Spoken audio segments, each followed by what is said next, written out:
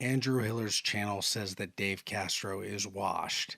More specifically, Mason's Startup released a video on Andrew Hiller's channel talking about Dave's programming going downhill, primarily regarding the games. You can't just go around saying that Dave Castro ruined the games while leaving the CrossFit Open unaddressed, because he ruined that too. Now, this is some footage that I had actually worked on over the summer.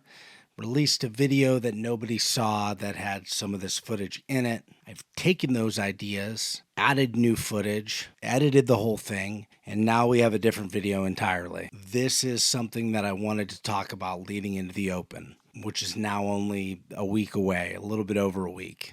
So without further ado, and here we go. What in the world happened to the CrossFit Open?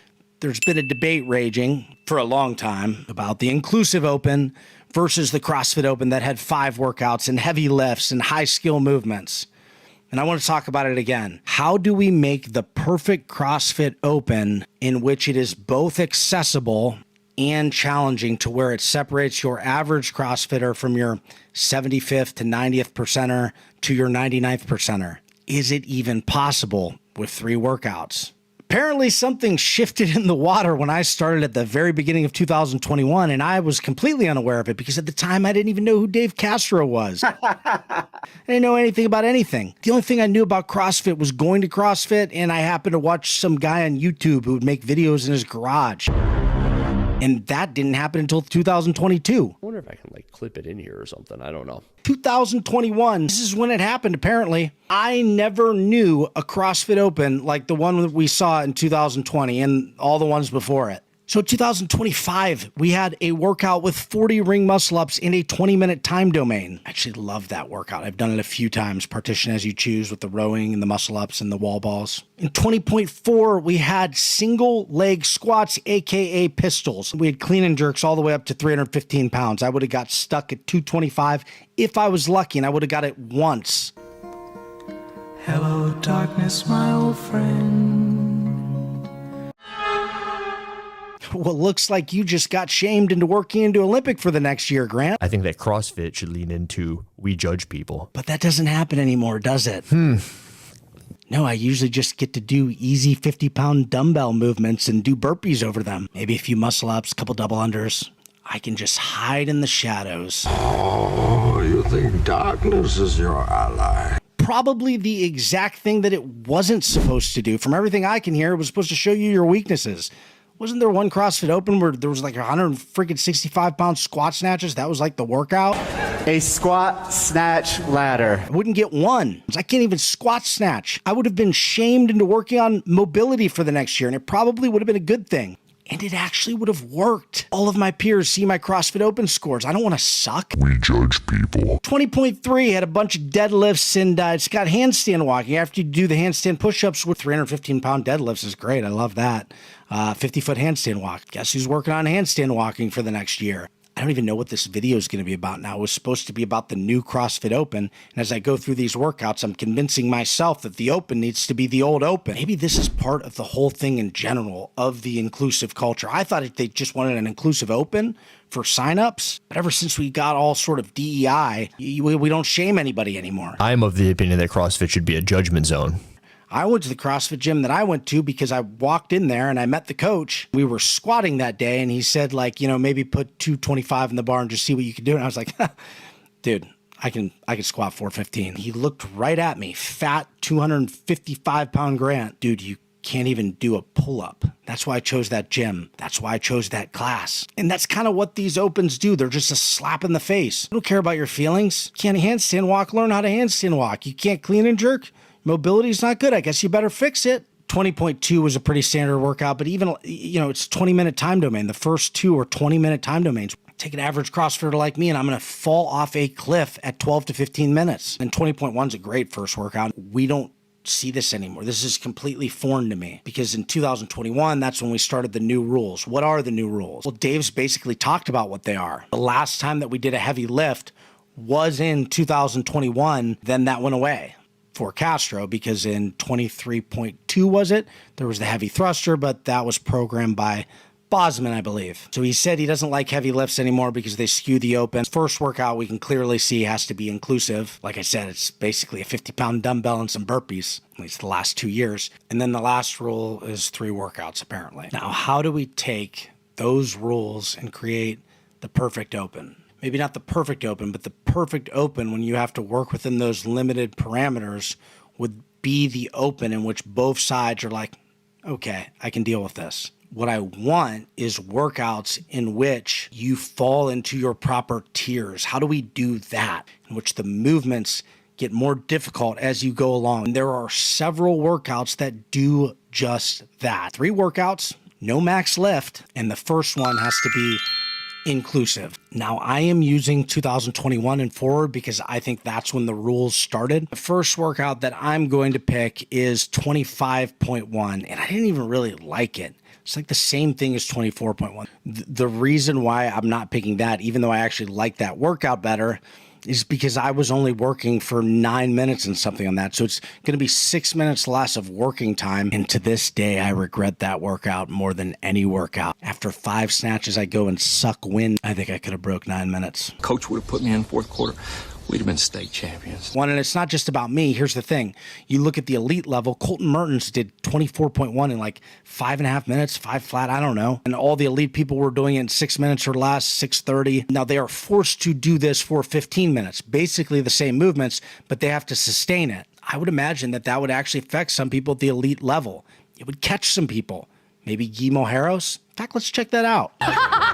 See here, what do we got? And there it is, Guillermo Harros on 24.1.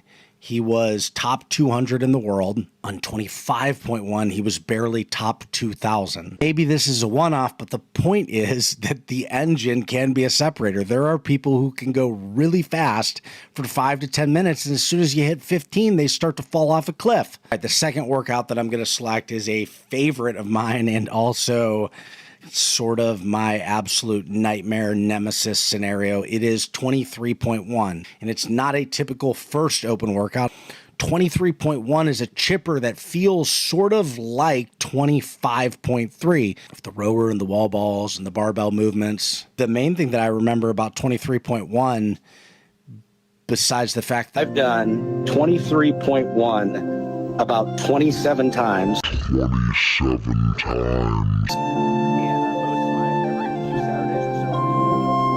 I could not get a ring muscle up at the end. And as soon as I got to the point where I think I could have, slap tear out for 18 months. Main thing that I remember is how hard the freaking cleans were at 135. Now, those cleans are brutal after you've gone through a 60 cal row, 50 toes to bars, 40 wall ball shots.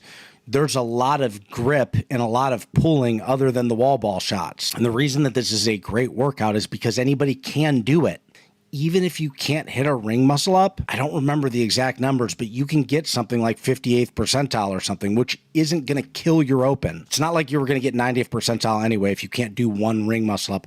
On the men's side, at least. The women's side is a little bit more forgiving on the ring muscle ups. But there's like a 15 to 20% gridlock of people who don't get one ring muscle up. So for those people, the workout is how fast can you do these other movements? And then when you get to the higher levels, the question is, can you do 20 ring muscle ups while under fatigue with like 3 to 5 minutes left? A lot of the really, really good people are getting back on the rower. 14 minutes of work with a really good high-level gymnastics portion. The last workout number 3, is another one that on paper, like 25.1, I never really loved, but it makes sense. Another gated workout, and I really think that we have to have these type of workouts, particularly if we're only going to have 2 challenging workouts in addition to the first inclusive workout at the Open. We need to find a way to be as challenging as possible on workouts that everybody can do and somehow get some heavy lifting in there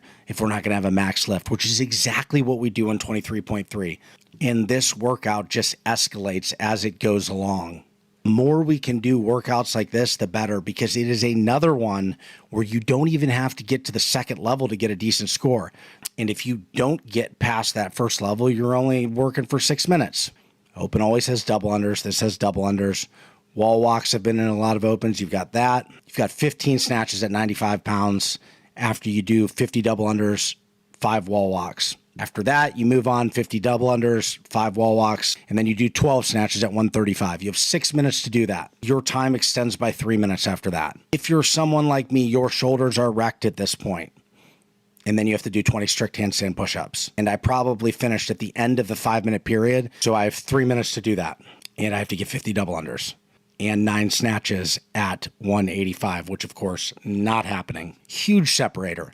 There are a ton of people in the 80th and 90th percentile whose max snatch is like 185 pounds. So many people are stuck in that 180 to 200 range. One snatch is going to be a pretty big differentiator.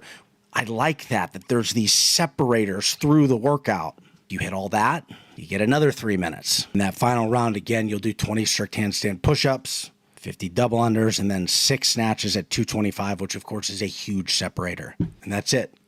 25.1, 23.1, and 23.3. Under the parameters that we have that Dave wants to do for the CrossFit Open, that is the best opportunity that we have with previous open workouts starting when the parameters started. The only thing that's really missing when I look at it, as far as all the main movements, is thrusters in a true squat, which is important. I'm not sure how important it is at this level. You get a walking lunge, which isn't a real squat, in 25.1, and you do get a wall ball. You get 40 wall balls, which of course is a thruster-like motion and is definitely a squat. So it's in there, but I still thought that it was a better option this way than 22.3 or 21.3 or even 24.3. I'd love to see 4 workouts. I'd love to see 5 workouts. I know that it's harder on affiliates, but if we can't do that, I would love to see an open where literally somehow every workout is gated in some form or another. But this is just a fun exercise from a fan of the CrossFit Open and somebody who loves CrossFit. And again, I am in no way, shape, or form a programmer, so I want to hear from you guys. Maybe you're a programmer. Maybe you're an OG. What is the perfect open if you're using 3 workouts? I use 2021 and on. You can use any open workouts. I never know how to end.